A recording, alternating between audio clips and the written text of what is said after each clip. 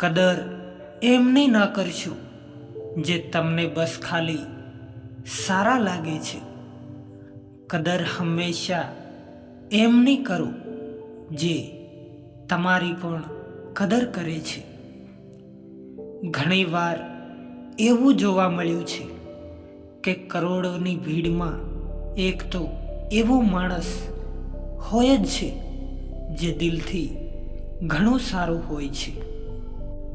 જે માણસ બધાના વિશે સારું વિચારતો હોય, બધાને ખુશ રાખવાની કોશિશ કરતો હોય, પણ છેલ્લે હંમેશા એ જ માણસ સૌથી વધારે દુઃખી જોવા મળે છે. એવું નથી કે બીજાના વિશે વિચારવું ખરાબ છે. સાચું કહું તો હવે એ જમાનો નથી રહ્યો. એટલા માટે પહેલા પોતાના માટે વિચારો, પછી બીજાના માટે. જો કોઈના માટે તમે કંઈક કરવા માંગતા હો તો પહેલા એમને થોડો સમય આપીને જુઓ.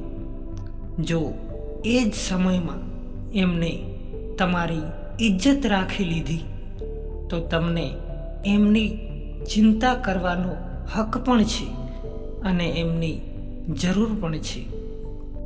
કેમ કે દરેક માણસ દરેક કોઈથી કદર કે ફિકરની આશા નથી રાખતો અને ના રાખવી પણ જોઈએ.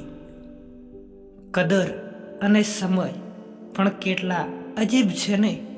જેમની કદર કરો તે સમય નથી આપતા અને જેમને સમય આપો એ કદર નથી કરતા. જે મળ્યું નથી એને પામવાની આશા જરૂર રાખજો, પણ જે મળ્યું છે એની કદર કરવાનું ના ભૂલશો. ઘણી સારી વાત કહી છે કોઈએ કે પોતાના ક્યારે પણ નથી રોવડાવતા, પણ રોવડાવે તો એ છે કે જેમને આપણે પોતાના સમજવાની ભૂલ કરી હોય.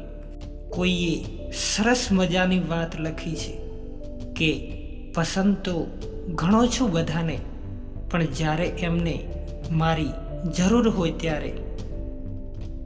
હવે મને તકલીફ નથી થતી ભલે મને કોઈ પણ છોડીને જાય, કેમ કે મારો ભરોસો એમનાથી તૂટ્યો છે જેમના પર મને સૌથી વધારે ભરોસો હતો.